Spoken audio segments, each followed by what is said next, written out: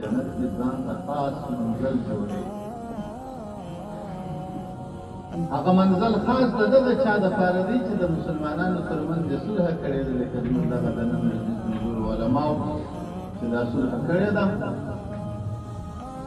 الله تعالی جل وعلا شانه د دې ترمنځ دوی ته دا بیته په جنت کې جوړ کړي. پوری دوستانو، ترمذی شریف کې حدیث دی، نبی کریم صلی الله علیه وسلم فرمایي ان من الناس مفاتيح للخير ومغالق للشر وان من الناس مفاتيح للشر ومغالق للخير فطوبى لمن جعله الله الخير على يده وويل لمن جعله الله الشر على يده. نبی کریم علیه السلام وایي په دا انسانانو کې داسې انسانان شته چې هغه د خیر کلي دي، د خیر دروازې د دوی پر لاس باندې خلاصېږي، او د شر دپاره قلفان دي چې شر قلفوي بندوي. او په دا انسانانو کې داسې انسانان شته چې هغه د شر دروازې خلاصېږي او د خیر دروازې د دوی پر لاس باندې خلاصېږي. نو د الله رسول صلی الله علیه وسلم چې خوشبختي دي وي، نیکبختي دي وي، د توبه د درخت سوري وي د هغه چا دپاره چې الله جل جلاله د هغې پر لاس باندې د خیر دروازې خلاصوي او د شر دروازې بندوي. او شدید عذاب چې د هغه چا دپاره وي چې الله جل جلاله د دې پر لاس باندې د شر دروازې خلاصوي، د فتنو دروازې خلاصوي، لکه په تېر شل کلن دور کې موږ ولیدل چې ټول عراقي د دولت په دې باندې روان و چې د شر دروازې خلاص شي په ملت کې، په قومونو کې، په ولسونو او د خیر دروازې بندې شي. برعکس د نن چې ټول د دولت عراقي منصوبین پر دې باندې روان چې د خیر دروازې خلاص شي او د شر دروازې بندې شي. الله تعالی جل وعلا شانه د علماء مسؤلین دا د خیر دروازې د خیر کلیانې وګرځي. الله دې د شر دروازو څخه نه ګرځي، الله دې د خلفانو سره وګرځي، د شر نه د خلفانو سره.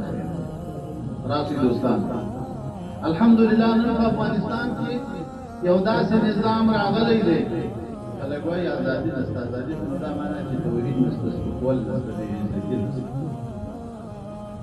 نن داسې نظام راغلی دی چې وخت د دې دی چې موږ د قومونو تر مابین اصلاحات راولو، موږ د ولسونو د 45 کالو بدۍ نافعال نن یې ورځ ده، دا به نن موږ فیصله کوو، دا به نن خلاصوو.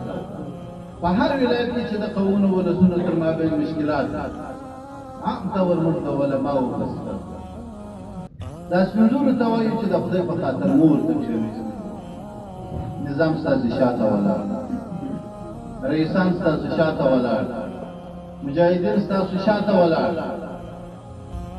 کم مشکل چې د قومونو تر مابین وي، که د دوو کورو تر مابین وي، که د دوو قومو تر مابین د مور ته کښېنئ، نن مو موقع ده. که چېرې موږ خپل یووالي، خپل اتحاد مضبوط کو، فساد د مابین ځه وباسو، اصلاح راولو د دې ولس په مابین کې، هېڅ مشکل نه لري. الحمدلله افغانستان یو اویا قومه دی، ټول زموږ قومونه دي، که ازبک دی، که تاجک دی، که هزاره دی، که پوشهی دی، که ترکمن دی، که عرب دی، که بلوچ دی، که پښتون دی، دا ټول زموږ قومونه دي، دا ټول زموږ ولسونه دي. 45 کاله په دې کې تنظیمي تعصبات راغلي دي، په دې کې جماعي تعصبات راغلي دي، په دې کې فکري تعصبات راغلي دي، عقیدوي تعصبات راغلي دي. د دې د اصلاح لپاره څوک باید ولاړ شي؟ دا باید علما مخکې سپین ږیري ورسره همکاران وي، نظام شاته قوت وي، دا دفاعي قوت وي، اجرایي قوت وي. الله تعالی به د دې ملک ټول مشکلات حلوي. خبرې اوږدوم نه، ما په خپل جانب دا ویلي دي په هر ولایت چې چیرې د یو افغاني خدمت د صلح او د جوړې وي، د افغانستان بچی وي، موږ په توره شپه ورته حاضر یو. په هر ځای د هر قوم چې وي، هر ځای چې وي، موږ په توره شپه ورته حاضر یو. د هغې د اصلاح لپاره خوشحاله شو چې الحمدلله نن د اصلاح په مجلس کې ناست، نن یو فساد د مابین جوړل کېږي، نن یو فتنه د مابین ختمېږي، نن دلته اصلاح راځي. دلته الحمدلله د اسلامي مسؤلین مشران رئیسان حضور لري، دا د خوشحالۍ خبره ده.